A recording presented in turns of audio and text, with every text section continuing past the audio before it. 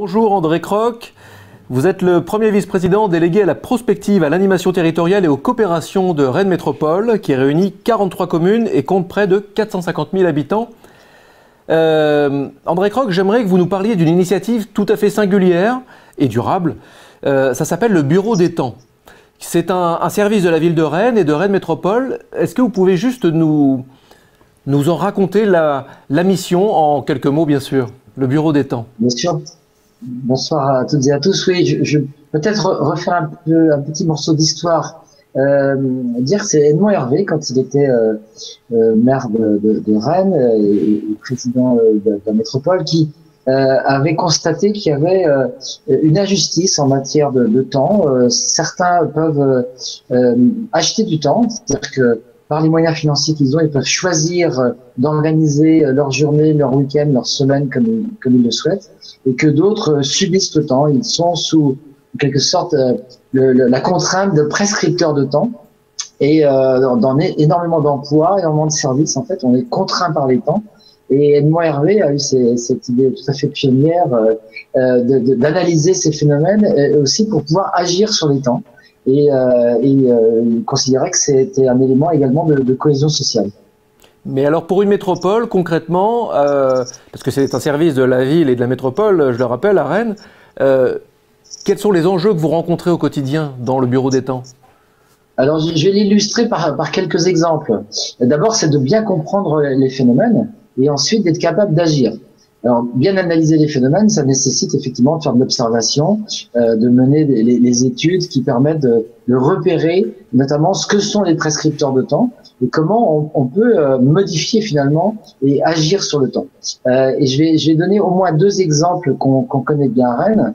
Le premier, ça concerne les métiers du nettoyage. En fait, on se rend compte que énormément d'espaces n'ont pas été conçus pour être nettoyés autrement que tôt le matin ou tard le soir. Ce qui fait que vous avez, je sais que c'est très net dans les transports publics, notamment dans les grandes métropoles, où on voit des bataillons de salariés qui démarrent très tôt le matin ou rentrent très tard le soir, notamment ne sont pas avec leur famille, ne sont pas auprès de leurs enfants, parce que tout simplement, les locaux ont été conçus pour qu'ils ne puissent être nettoyés que le matin et le soir. Et bien, quand on a pensé l'hôtel d'agglomération de Rennes Métropole, on a fait en sorte de comprendre d'abord pourquoi on prescrivait finalement ces temps décalés pour le nettoyage et comment on pouvait agir et notamment reconsidérer les espaces, notamment reconsidérer les surfaces pour, par exemple, plus particulièrement, éviter de passer l'aspirateur, qui est toujours bruyant, et donc qui crée du désordre dans l'activité des plateaux tertiaires. Et donc là, on a intégré en fait des sols, conçu des sols qui permettent d'être nettoyés en journée. Et du coup, ce qui permet aux agents, les entreprises qui assurent ces opérations, de ne pas avoir à être dans des temps totalement décalés, et notamment auprès de leurs enfants, auprès des leurs le soir. Alors, autre exemple, c'est celui de l'hyperpointe dans le métro. Nous avons une ligne de métro, nous allons bientôt livrer une seconde, et on s'est rendu compte que cette ligne a vite été, il y a eu un engouement important pour cette ligne, et on a cette spécificité sur Rennes d'être une ville très très estudiantine, et on avait remarqué que les heures de rentrée en faculté en fait créaient de la congestion dans le métro, et que pour y répondre, on risquait sans doute d'avoir à acheter des rames de métro supplémentaires avec des délais importants et un coût pour la collectivité. Et on s'est rendu compte que si on jouait sur les heures de rentrée en fac, eh bien, on pouvait étaler l'hyperpointe et on pouvait comme ça éviter d'acquérir de nouvelles rames de métro, ce qui a été testé et ce qui a là encore complètement donné satisfaction. Et un troisième exemple, c'est celui des gardes d'enfants, notamment pour les gardes gérées par la ville de Rennes ou d'autres communes. Et on se rend compte qu'il faut de la flexibilité dans les plages horaires parce que sinon, eh bien, la garde d'enfants est pleine une contrainte. Et là, c'est la ville qui devient un prescripteur de temps par les horaires qu'elle fixe sur ces garderies municipales. Et donc là, l'idée, c'est d'élargir les plages, évidemment, pour que les familles puissent s'organiser plus confortablement. J'ai une question de Monsieur Croc, une question de Prune sur le chat. Le temps est une contrainte. Comment faire en sorte que le temps soit un vecteur de transition? Comment atteindre les ODD par le temps? Alors nous, on a un bel exemple en cours, une étude qui est en cours. On a souvent réglé les problèmes de congestion automobile par plus d'infrastructures, ce qui veut dire en général plus de voitures, notamment plus de voitures conduites par un seul automobiliste. Et donc, dans les questions de transition énergétique, une des batailles qu'on doit mener sur nos territoires, c'est de réduire le nombre de voitures conduites par une seule personne. Une voiture, ça pèse plus d'une tonne, et en général, le passager, lui, pèse moins de 100 kilos. Donc, c'est juste une ineptie en termes simplement de calcul thermodynamique.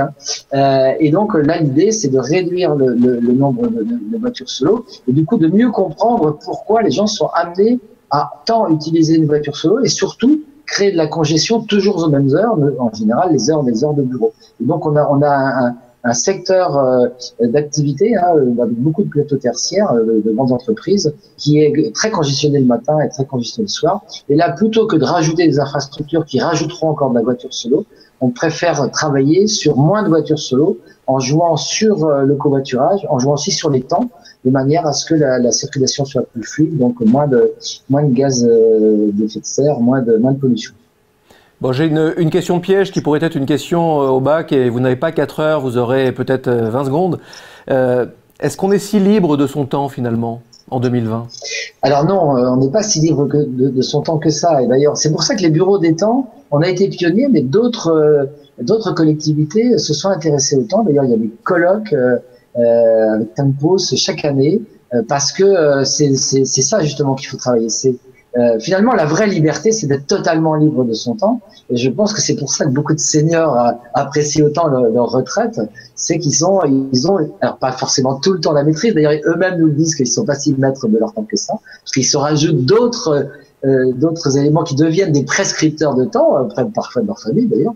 Mais on sait bien que finalement, lorsqu'on a beaucoup d'activités, on est sous la contrainte de prescripteurs de temps. Et c'est intéressant d'ailleurs de retourner le sujet et de voir qui sont nos prescripteurs de temps et pourquoi finalement on accepte souvent d'être finalement dans cette logique de je ne suis pas libre de mon temps, mais je me laisse prescrire en fait mon emploi du temps, mais mon organisation.